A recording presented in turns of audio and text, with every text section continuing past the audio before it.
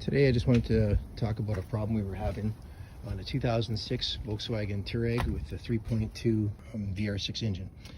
So we were having for years a high-low flashing error where it wasn't really indicating in high or low. It was still working, but while it was flashing intermittently, this would happen. You couldn't get it to switch to low, and it wasn't really recognizing the state. Vag Com said that it was a low voltage, and I also noticed that the cruise would only function sometimes, the cruise control, not all the time. So that also was pulling a low voltage code. And when I finally took apart the seat here to get to the access to the battery, found out it was the original battery.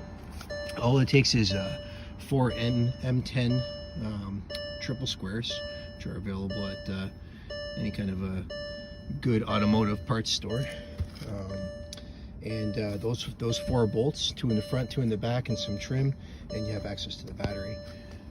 So on the dash it was also giving you a 4-wheel drive error, and it was saying contact the workshop or whatever, and that fixed it though. Just changed the battery, and hopefully that helps some of you out there.